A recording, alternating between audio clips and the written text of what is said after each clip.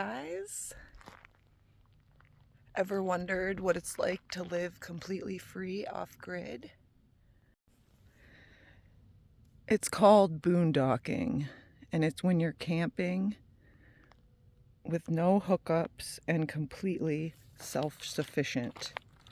And today, I'm going to talk about what you need, how to stay safe, and how it works.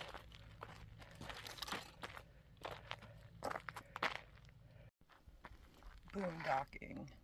Today I'm going to break it all down for you.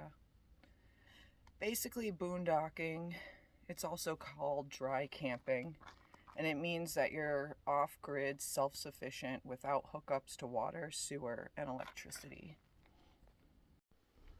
So, the types of free camping are, and like for boondocking, are public land camping, or BLM, national forest lands, stealth camping, which is being in the city or an urban environment and boondocking there, or driveway or yard surfing, in which you stay in a family or friend's place, but you're not hooked up. So where to look for boondocking spots when you're starting out. You can literally just Google free camping, free dry camping, or boondocking, BLM land in the area or state that you're in, and the internet will just like pull stuff up for you, and you can read the reviews and kind of check out what areas are where. Also, one of my favorite apps is called Overlander. It'll tell you places that you can camp, pay or free, but it also tells you where to fill propane, where to get water, where there's bathrooms, showers. It's pretty good, and it's free. Campedium is another one that they have, and that one is, I think you have to pay for it now though. But then they also have the Dirt, DYRT, and that one has a free and paid version, but you can use the free version just to look stuff up.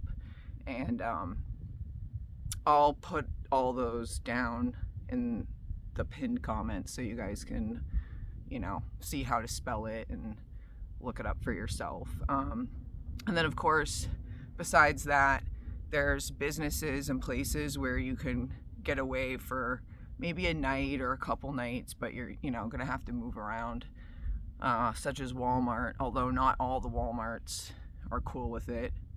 Certain Cracker Barrels, although I heard some of them aren't allowing it anymore. Truck stops like Love's, certain casinos and hospitals, possibly churches, but you'd have to ask them about that. But yeah, those are all places where you kind of just passing through, and maybe you stop for a night or something. So now we're gonna go over essential gear that you need for boondocking. Obviously, like I explained before, you have to be self-sufficient. So if you have a camper, it's pretty easy. You already have freshwater tanks, gray water tank, black water tank. Obviously the freshwater one is self-explanatory. That's the water that comes out of the sink, shower water, stuff like that. Gray water would be like the dishes water, like from washing your hands.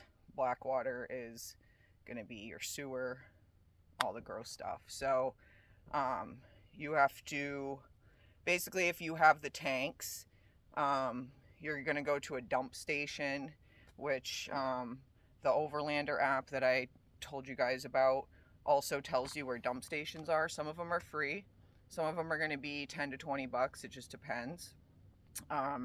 So when you're boondocking, like, you have to think, oh, how much do I have enough water? How much water do I need to fill in my camper? you know, are my other tanks empty? How long do those tanks last before they need to be dumped? Because if you're in the middle of nowhere, you know, you can't just dump your sewage all over the place. The gray water is debatable. If you aren't using chemicals to wash your dishes and wash your hands, and it's all just like biodegradable soap and water, then it's not a big deal to dump that, you know, in the right place. But other than that, you got to find a dump station. Some people, such as us, our camper is like homemade. We don't have the tanks, or maybe if you live in a van, you're gonna have to find other ways to do that. So I guess that'll lead us into the like basically the water storage part. So if you don't have tanks in a camper or a van, I would highly suggest getting these. These are what we have. They're the cubes. They're stackable, and they have this little thing that turns. So they're just gravity fed with the water coming out, so you can just like lean them, you know, off a table or whatever, and then the water just comes out. And yeah, I'll show you guys my little sink that I have set up. But that's for dishes, showers, and stuff like that. We have enough of these where we can get about up to 30 gallons at one time. So that's how we do that. And then, of course, propane's going to be the next big one that you're going to need for cooking. So there's a lot of camp stoves out there, and I will show you mine and what I do. But a big thing that you'll learn pretty quick is to just say screw those little ones you buy at Walmart, like the little green propanes and stuff. There's always an adapter. You can hook up a hose, and then you can just use these, because you'll save a lot of money and a lot of time and stressing out about trying to get those little green things. So the next thing you're always going to want to have with you is gasoline.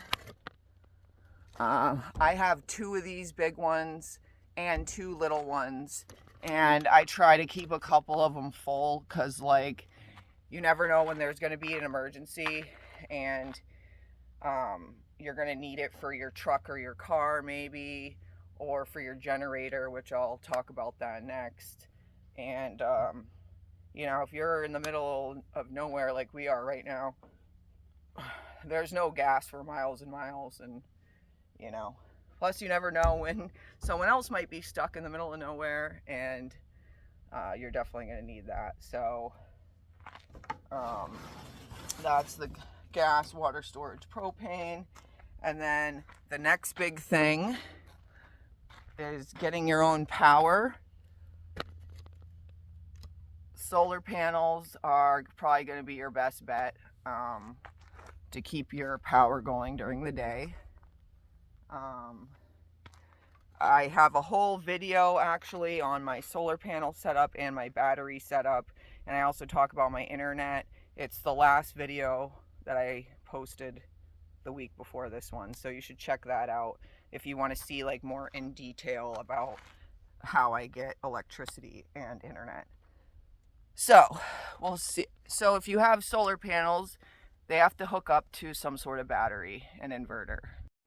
So this is what my solar panels hook up to, the Blue Eddy, which I've discussed before. And everything plugs directly into it. You don't have to know anything about anything really. And it comes with the adapters for the solar. And basically this guy gets charged up. The solar keeps it charging. As you can see, it's a little cloudy, so I'm only getting 47 watts right now, and it should be getting more like 380, which goes into my next segment. But yeah, this runs the lights, the fridge. Definitely want some sort of fridge. The cooler thing gets old really quick. And it runs my internet and everything else.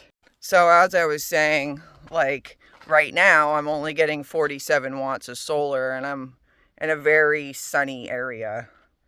So for times like these, you might need a generator. Here's my generator. This is an old one. Like I said in some of my last videos, the Predator is the way to go. It's about half the price of the Honda. But yeah, you can get a 2-year warranty if you buy a Predator, so that's always nice too. But yeah, that Blue Eddy, you can charge solar, you can plug it into the wall or the generator, and you can also plug it into your vehicle to charge it while you're on the road. So if you do live in a vehicle that you built yourself, such as a van or my little cargo trailer, you might want to build some sort of water system eventually. This is the one that we built, and you can also watch my old video on how we built this. Water pump that plugs in to the Blue Eddy, water, clean water, and then of course the drain. And I just fill up those big blue jugs, and then I refill that, and then I dump that. Also, if you live in a converted vehicle of whatever sort that doesn't have tanks, there's different sorts of toilets you might use. This is the one that we have, and this is called a cassette toilet. That's the tank at the bottom. It unclips the top part, and then you dump this bottom part. There's the little cap right there. You just take that off, unscrew it, and dump it. So, basically, I choose to not use... I use biodegradable soap. I don't put any chemicals down my sink, so that way I can dump that gray water just like on the ground if I need to. Since my tanks are so small, as you saw, there's only like 3-gallon jugs under there. So that way, because they do have to be dumped and refilled daily. So, yeah, I gotta haul all my water in. Like I said, I got up to 30 gallons I can bring in, and then I fill up drinking water separately, and that lasts us about a week. And by the way, yeah, if you do refill your water is like the way to go. Instead of buying your water from the store, like your drinking water in the gallon jugs or, you know, whatever. Plus, it's a lot less wasteful. So we figured we save about $100-something a month just having a refill jug that we refill. But those aren't available everywhere, I've noticed. If you're, I don't know, it depends on where you are, but in the Northeast, it's really hard to find those water refill stations. So, but yeah, that's why sometimes it's good to have those apps. Just make sure you're not drinking non-potable water, obviously.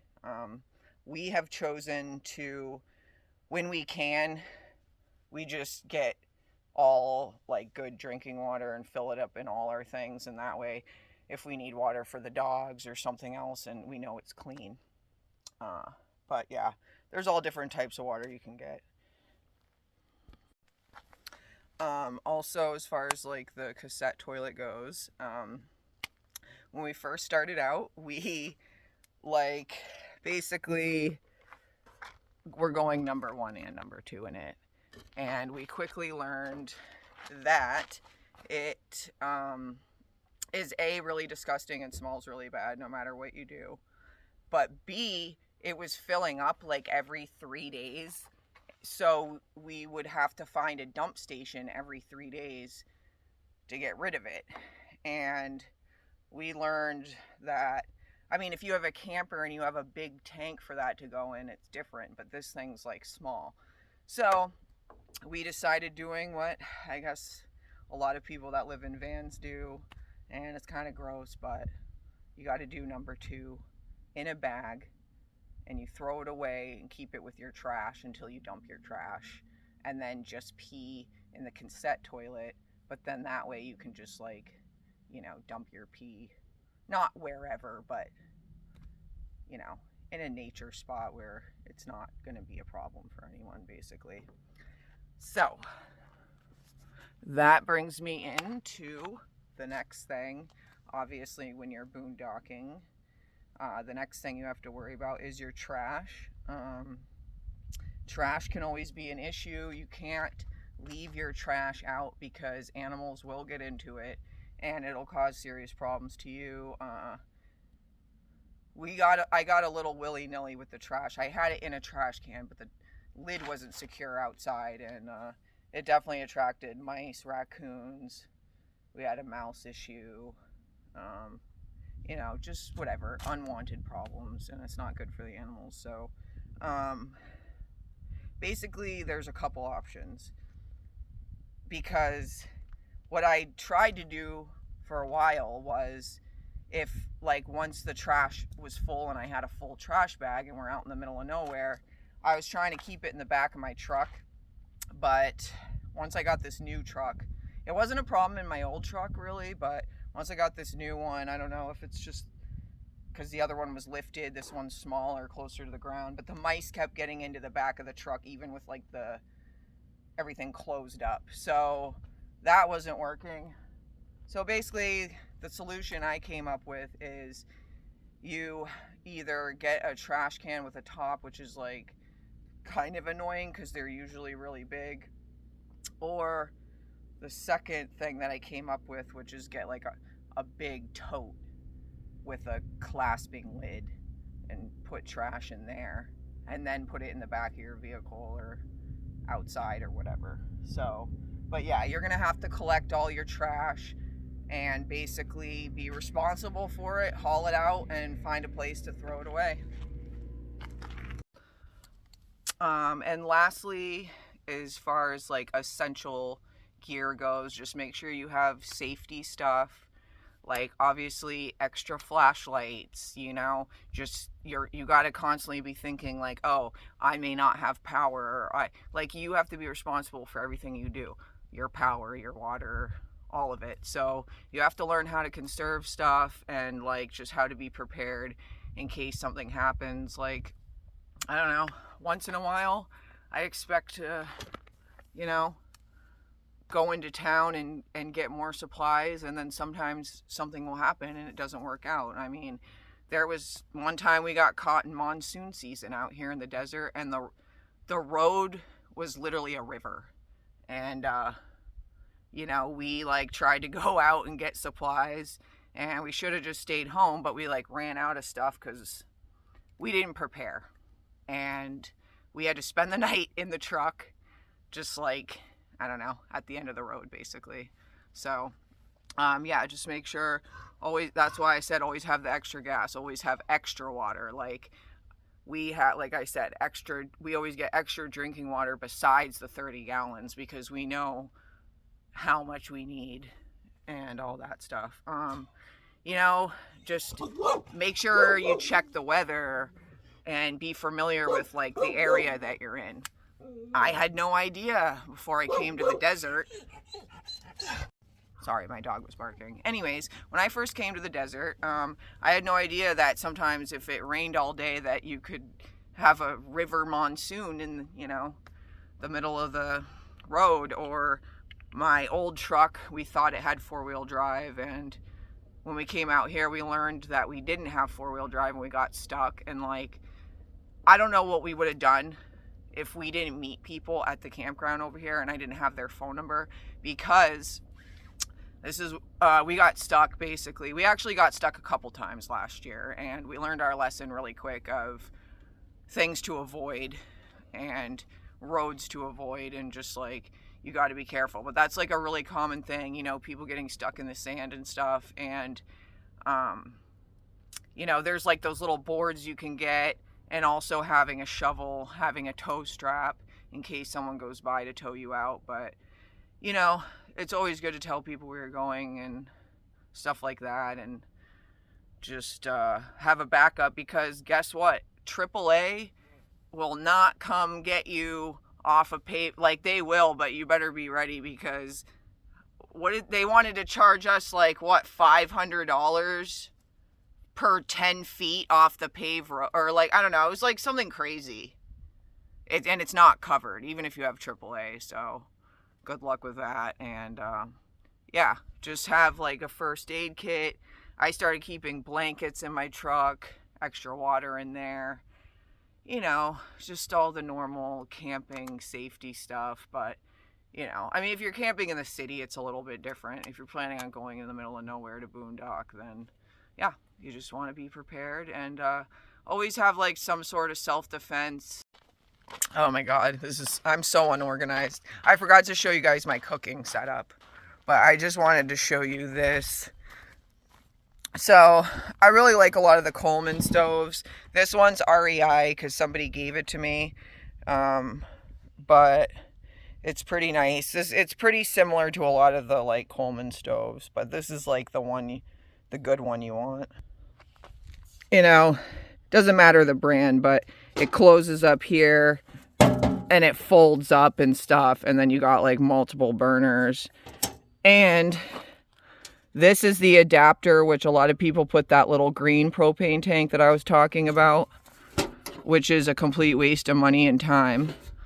But if you get the hose adapter that goes into there, then you can just hook up the big propane tank to it, and it'll save you a lot of money and hassle, because like propane's widely available to fill or exchange. If you can find a place to fill it, that'll work out a lot better for you money wise. Like U-Haul fills them, and I don't know, you can just like look up in your area where they fill them. It's better than the exchange. Plus when you exchange them, they're usually not all the way full. So yeah. And then I also have a little grill, which is broken right now and half taken apart. But yeah, just a little Walmart grill. It was like maybe 20 bucks. Hooks up to the propane.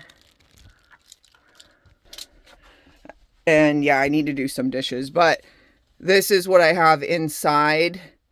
I chose this because if I want to cook inside and I don't want the big propane tank in the way.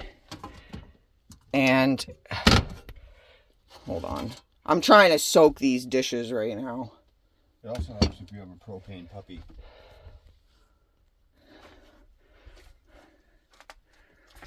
It also helps to have one of these when you're boondocking, because they're really cute, they're lovey, they protect you, they keep the coyotes away, they kill mice, and you know, they're pretty just much the best thing ever. Lay on their back like a cat.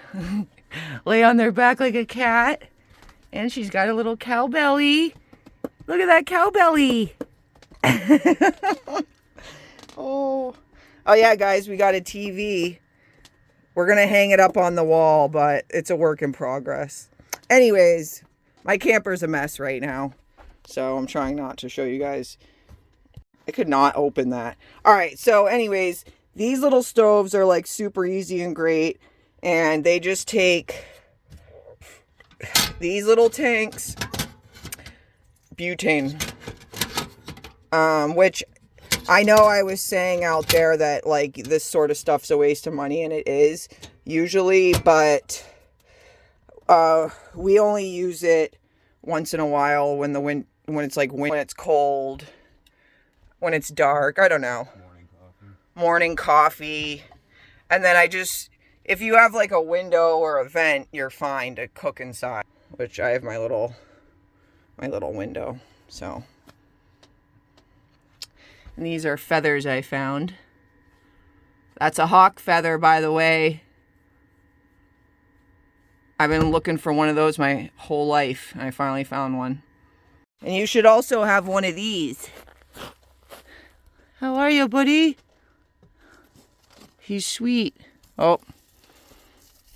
All right. Well, he's an old grumpy man sometimes. He went on a hike today, and he just turned 12 a couple days ago, so.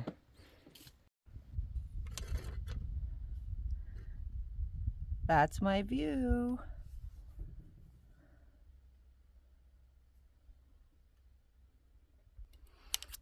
All right, so now we are going to talk about the pros and cons. I know my tripod is like iffy, but we'll deal with it. So, anyways, it depends on what kind of boondocking you're doing. Different pros and cons. Obviously, the two types really are either you're in a remote location or pretty remote, or you're in the city or, staying at a friend's or whatever. So like a lot of the pros are like you can always travel and there's adventure and like you can just keep moving and keep seeing places. You're completely self-sufficient, so you don't have to get a hotel, you don't have to go to a campground. That's what really motivated us. Like we just got sick of the campgrounds because they always put people right on top of each other, and they've gotten like pretty expensive. So it's just like I don't know, screw all that noise. But yeah, so you have the nature, you have freedom, you can have privacy. You're traveling, you can keep moving, and like you don't have to pay rent, you don't have to pay to stay anywhere. But like that also comes with cons. If you're in the middle of the nowhere, then like a lot of BLM land and like really sweet places to camp that are free are far away from civilization or easy access or convenience to stuff. And I personally think that's because they have to keep free camping and stuff like that away from businesses. But whatever, we're not going to get into that. That's my own thing. But yeah, and just like it's just going to be a little inconvenient, like I said, which is why we do things like fill up all these gallons of water and dump everything and get days worth of food, so you can just go out there and be out there and only go out once in a while. But the nice thing is, since you're traveling and on the go, I mean, you can be here and then go there. And if you want to be in the city, you can camp in the city. And it's like when you're doing the city boondocking, like when we went to San Diego, it was awesome because we were right there. We were right on the water. We rode our bikes everywhere. There was tons of stuff to do, music, food, and it was awesome. But because you're boondocking and like kind of stealth camping, or maybe not, either way, you have to move every day or 2 days from the spot that you're in. You're gonna be, everyone's eyes are gonna be on you. You're gonna be somewhere where you're in a parking lot, parked at a park on the side of the road, and everyone's gonna be watching you. People are gonna be walking their dogs that like live in the neighborhood, and you're gonna be out there washing dishes on a curb. Well, maybe not, depending on your setup. But that's why I ended up getting a sink, because I couldn't do that anymore. But yeah, so, and like it just makes it more difficult. But like you have all the convenience, but you're constantly moving. And if you have a trailer, you can't leave that anywhere. You have to make it through the city and the suburbs with the camper. And like you can only park certain places, which is why vans are ideal for stealth and city camping. But yeah, boondocking, you're not going to have any amenities. You're not going to be hooked up to anything. You're not going to be at a campground where they have showers, where they have bathrooms, where some of them have pools and food and all kinds of fancy stuff. But, once again, it's free. So it requires a lot of planning, and you'll probably fail a lot. Like when we tried to go to Laguna Beach, we went because this kid that we met told us that you could get a permit for 3 days and camp right there on Laguna Beach. Well, come to find out, that was true. But what he didn't tell us was that you still had to pay the hourly fee. And we had the camper and the truck, so that's 2 spots, and they want $10 an hour. So that's $20 an hour to park there with the permit. And like if you stay overnight, it's like that's $100 something. I might as well go to a hotel at that point, So, like, stuff will happen, and sometimes you'll be traveling through an area, and I don't know, the Walmart will kick you out, or they won't let you park anywhere, and you thought you could park here and you can't, and it's just like it can be a lot and it can be stressful, but yeah. Um, you'll fail a lot, but you'll learn your lesson. You'll probably have a couple knocks on your door, but I will say, in the grand scheme of things, though, I think I've only had cops come to my door like 2 or 3 times in the couple of years I've been doing this. So yeah. Just remember, when you're going out into the middle of nowhere and going to some of these BLM lands and stuff and forest areas, like, a lot of the roads are not paved. They're dirt roads, they're four-wheeling roads, and like I was talking about earlier, it's really easy to get stuck. So if you don't have four-wheel drive, and make sure you do, or you'll get stuck like we did. And we were lucky because we knew people, like I said, we had made friends. But yeah, so just like do a little research, read comments and reviews on the areas, and just try to like figure out what it's going to be like. But yeah, so pretty much those are the pros and cons. And the next thing is basically just safety and etiquette. Don't be rude, don't be an a-hole. No, I'm just kidding. Be aware of your surroundings. Like, I don't know, Google it and watch a couple videos on YouTube, maybe about an area you're going to go into, and learn about what it's going to be like, and what the lay of the land is, and what the weather's going to be like, and what the wildlife is. If you got pets, keep them in line. You don't want them to get eaten by coyotes or ruin any animal habitats or anything. And just like be respectful to animals, plants, and other people camping. Try to give people some space.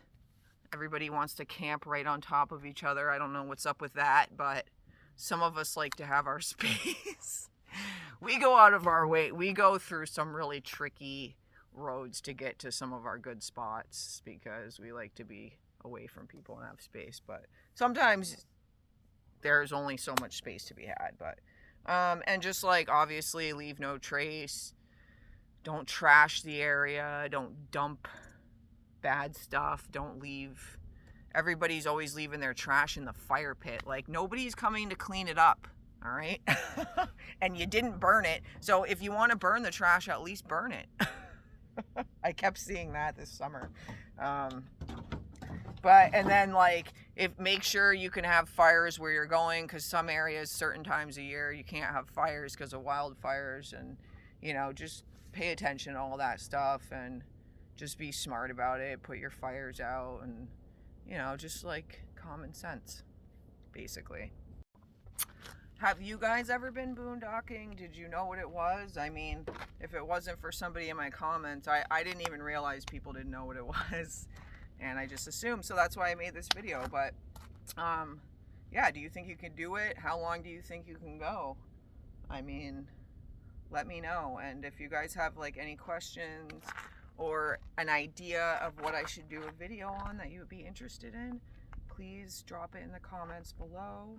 Like and subscribe my video to help me out. And yeah, I'll put those apps down in the comments too, so you guys can find boondocking spots. All right, guys, well, I hope you have a wonderful week, and I'll see you next week. And stay tuned, because we are going to be getting back to our travels in about a month here. So stay tuned for updates and some of our travels. All right, bye, guys. Thank you.